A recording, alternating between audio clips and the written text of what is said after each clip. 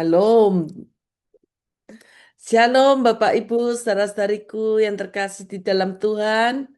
Sekali lagi salam penuaian, salam impactful life, hidup berdampak jadi berkat ya. Terima kasih untuk waktu dan tempatnya. Tidak terasa kita sudah di bulan Maret ini ya, sudah pertengahan Maret.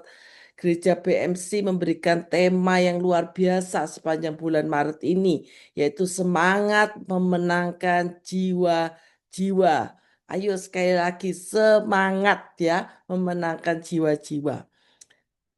Pergerakan di akhir zaman ini sangat cepat. Oleh sebab itu kita pun harus cepat. Bagaimana kita belajar untuk memenangkan jiwa-jiwa. Kelihatannya gampang ya semangat memenangkan jiwa-jiwa. Tetapi pertanyaannya apakah di tahun ini saja sudah ada yang kita menangkan jiwa untuk Tuhan? Ya, jawabannya ada di dalam diri kita masing-masing ya.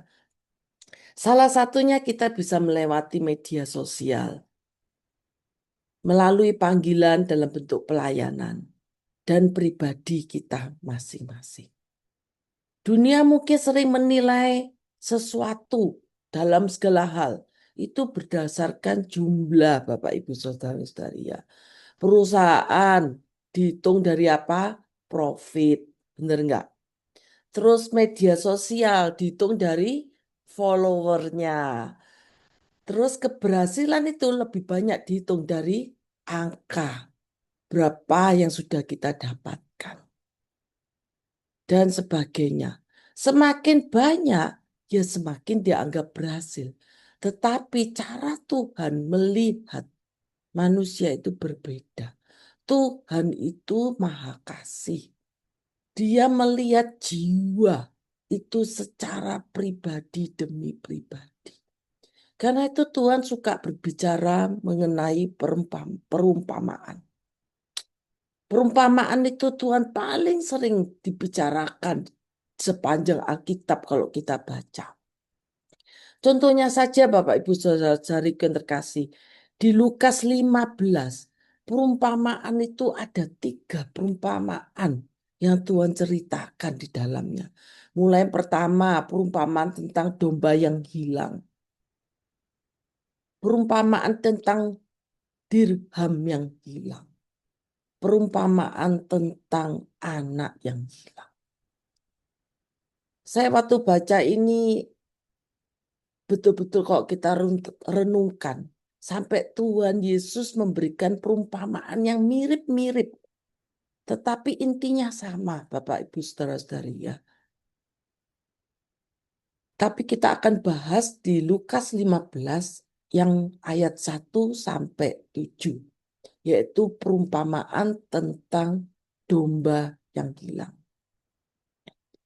Tema firman Tuhan pada hari ini, satu jiwa sangat berharga. Di situ dikatakan berkumpullah para pemungut cukai ya dan orang-orang berdosa. Itu dikatakan biasanya di ayat pertama. Biasanya datang kepada Yesus. Berarti sudah sering ya untuk mendengarkan dia. Dan di situ juga ahli-ahli Taurat, orang-orang Farisi itu suka bersungut-sungut. Kayak nggak terima. Kenapa Tuhan Yesus itu harus menerima orang-orang berdosa, terus makan bersama-sama dengan mereka. Dan Tuhan Yesus memberikan perumpamaan. Dikatakan di ayat keempat, siapakah di antara kamu, Tuhan Yesus berikan gambaran, kalau mempunyai 100 ekor domba. Satu di antaranya, jika kita kehilangan seekor di antaranya, kita meninggalkan dulu yang 99 domba itu tadi di padang gurun, terus spesial pergi mencari yang tadi ketinggalan seekor itu sampai menemukannya. Mencari yang sesat itu sampai menemukannya. Dan kalau sampai sudah menemukan, senangnya tuh luar biasa, Bapak Ibu Saudara ya. Ia meletakkan di atas bahu tuh dombanya, bisa dibayangkannya, ketemu satu, mungkin lagi bersembunyi atau lagi apa tuh domba, ditaruh di bahu gembalanya. Bukan sampai di situ saja, ada tindakan dari pada kesenangan yang luar biasa itu. Bukan setelah bawa selesai. Bukan. Dia sampai rumah, dipanggil sahabat-sahabatnya, tetangga-tetangganya. Bersukacitalah bersama-sama dengan aku. Sebab dombaku yang hilang itu telah kutemukan. Sampai dikatakan di ayat terakhir, ya ayat ketujuh. Aku berkata kepadamu, dikatakan, demikian juga akan ada sukacita di surga. Sukacita di surga. Karena satu orang berdosa yang bertobat. Lebih daripada sukacita karena 99 orang benar dan domba itu tadi yang tidak memerlukan pertobatan karena mereka sudah bertobat. Sama juga saya membaca ini, saya juga ketawa sendiri dalam hati karena saya punya pengalaman demikian. Saya punya 3 putri. Waktu itu ke Walmart pada waktu masih anak-anak, masih kecil-kecil ya. Ke Walmart bersama-sama. Walmart, kalau di Amerika, Walmart, Target, itu senang sekali anak-anak ke sana. Bukan bukan waktu masa kecil, sampai sekarang ya. Suka ke Walmart, suka ke Target. Itu berpencaran. Janjian ketemu di kasir ya. Tapi waktunya ketemu di kasir, yang datang cuma 2. Yang paling kecil yang hilang. Loh kok kemana? Saya tuh sebenarnya sudah ragu. Saya minta kakaknya temenin. Iya, iya ditemenin. Tapi karena sama-sama kecil ya.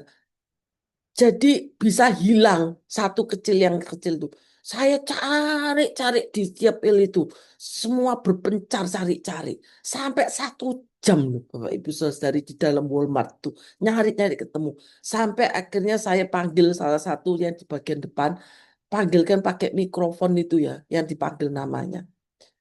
Sampai akhirnya sudah dipanggil, gak ketemu, gak muncul-muncul juga. Saya bingung di mana ya kamar mandi sudah dicari dari depan, belakang, kiri, kanan sampai keluar depannya Walmart. Masa keluar ya, masuk lagi, gak ketemu-ketemu. Saya akhirnya berdoa.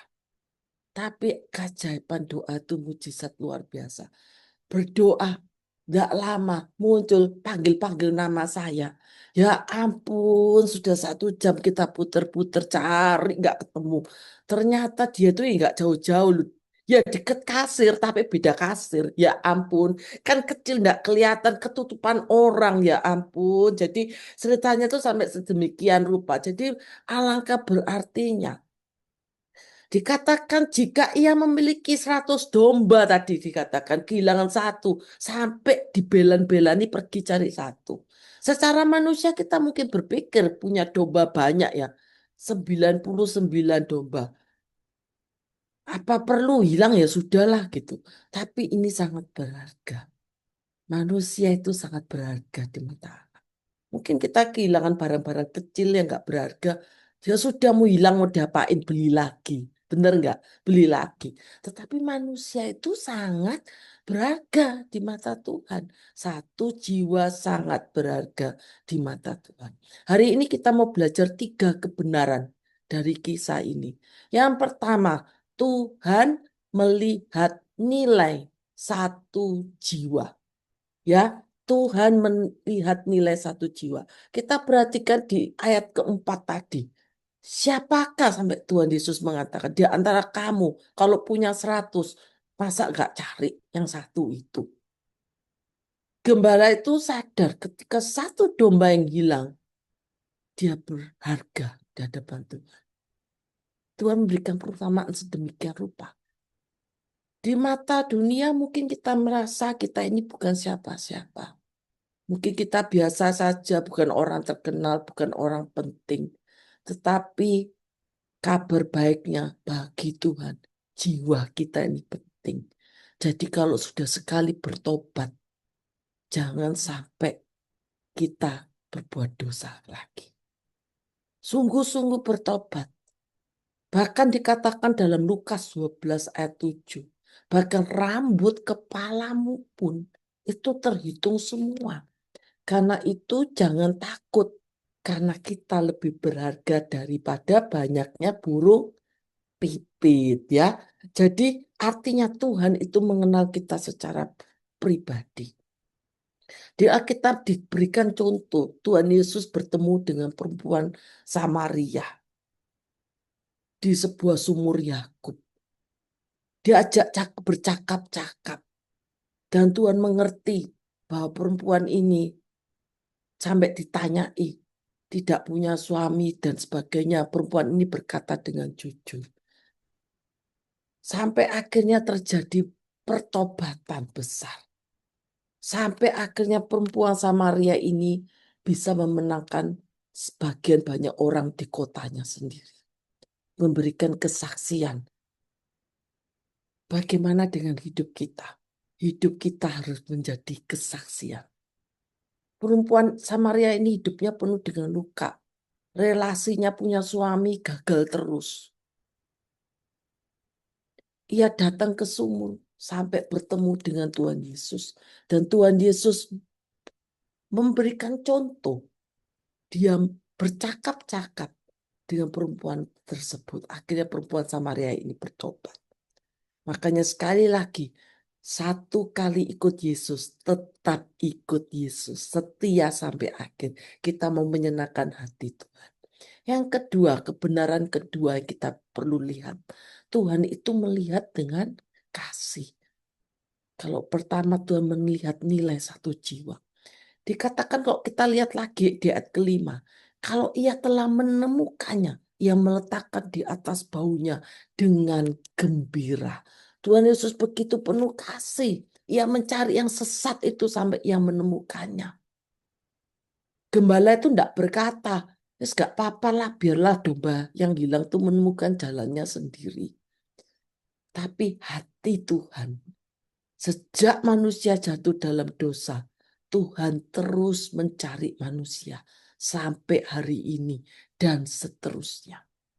Sering manusia diizinkan mendapatkan masalah. Untuk apa? Supaya manusia ini dekat kepada Tuhan. Supaya tidak lupa akan Tuhan.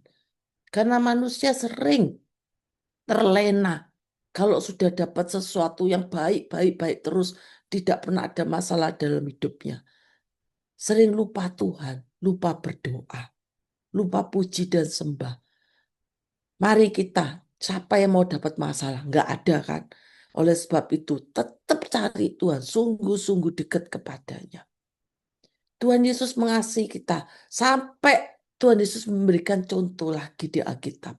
Tuhan Yesus mencari Sakius. Tahu ya kisah Sakius ya? Sakius itu ketika Tuhan Yesus masuk kota Yeriko di dalam Lukas 19 ayat 1 sampai 10. Berjalan melintasi kota itu, dia bertemu seorang Sakius. Sakius itu kepala pemungut cukai. Seorang kaya tetapi kesepian, pelitnya luar biasa. Dia nggak disukai orang, sampai akhirnya Tuhan Yesus mau menumpang di rumahnya. Dan kembali lagi terjadi pertobatan. Sampai Sakius pada waktu bertobat, dia berkata kepada Tuhan, setengah dari milikku akan kuberikan kepada orang miskin. Luar biasa ya, asalnya pelitnya luar biasa, kepala pemungut cukai. Dan sekiranya ada sesuatu yang kuperas sampai dijanji, akan kukembalikan 4 kali lipat. Itu Sakeus, orang berdosa. Tuhan memanggil namanya karena Tuhan mengasihinya. Dia nggak mau Sakeus itu hilang jiwanya. Sebab memang dikatakan di Lukas 19 ayat 10. Sebab anak manusia datang untuk mencari dan menyelamatkan yang hilang. Amin. Kebenaran yang ketiga. Surga bersukacita atas satu jiwa. Dikatakan di ayat ke-6. Dan setibanya di rumah ia tadi itu, gembala tersebut memanggil sahabat-sahabat dan tetangga-tetangganya. Berkata kepada mereka, bersukacitalah bersama-sama dengan aku. Sebab dombaku yang hilang itu telah kutemukan. Jadi setelah ditemukan ada sukacita yang besar. Ada sukacita yang besar. Jadi Bapak Ibu Saudara-saudari, kalau kita bersaksi tentang kehidupan kita, kita sering cerita ke teman kita, sahabat kita, terutama keluarga dekat kita, keluarga jauh kita. Saksi tentang kebenaran firman Tuhan. Jangan takut untuk bersaksi. Kalau kita bersaksi, tetapi dia tetap tutup telinga, tutup hati, itu bukan salah kita. Kita sudah menyaksikan, kita sudah bagi berkat. Salah satunya kita bisa memberikan contoh, kalau kita memang nggak pinter omong, kita bisa sharing YouTube. Ya, sharing YouTube, kita sharing, kita kasih. Dan waktu sebelum kita kasih, kita bagi, kita dalam doa, semoga teman yang kita kasih ini, teman yang kita bagikan sharing tersebut ini, mereka tersentuh atau mereka mulai cari Tuhan dan sebagainya. Kita doakan.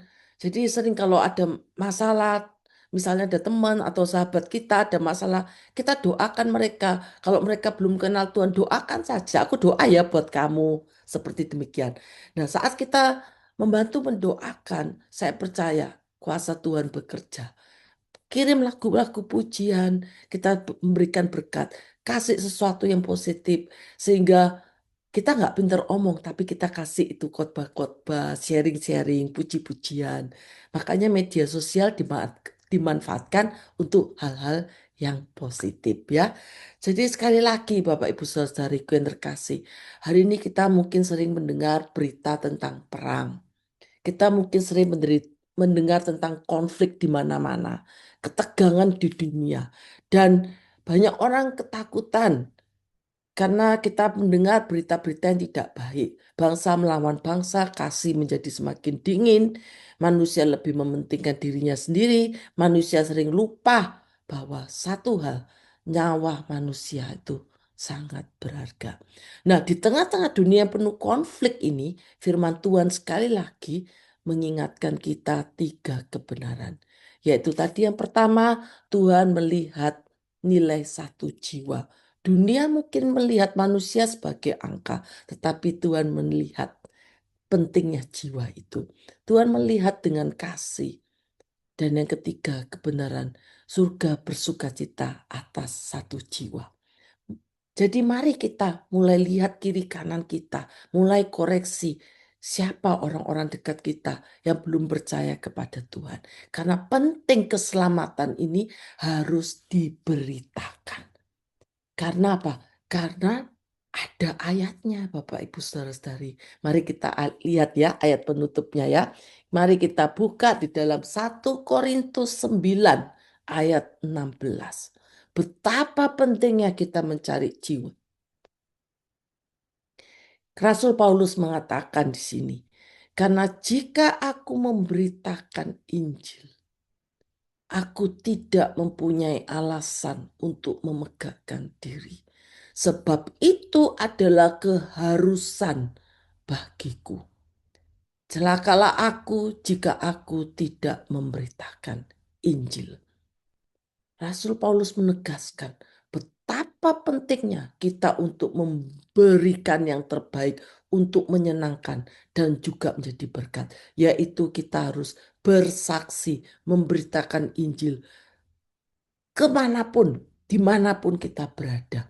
Di situ nama Tuhan dipermuliakan. Jangan sampai kita egois, kita selamat untuk diri kita sendiri. Tapi kita harus melihat orang-orang di sekitar kita. Amin. Biarlah firman Tuhan ini menjadi berkat buat Bapak, Ibu, saudara-saudariku yang terkasih dan buat saya pribadi. Terima kasih Tuhan Yesus memberkati. Mari kita berdoa. Terima kasih Tuhan untuk firman-Mu. Kami percaya Tuhan kami mau semangat membawa jiwa-jiwa untuk kemuliaan nama-Mu. Hidup kami boleh jadi berkat dimanapun kami berada Tuhan. Satu jiwa sangat berharga di hadapan-Mu Tuhan. Oleh sebab itu Tuhan kami mau jadi alat-Mu, pakai hidup kami untuk memuliakan nama-Mu. Hanya di dalam nama Tuhan Yesus kami mengucap syukur dan berdoa. Amin.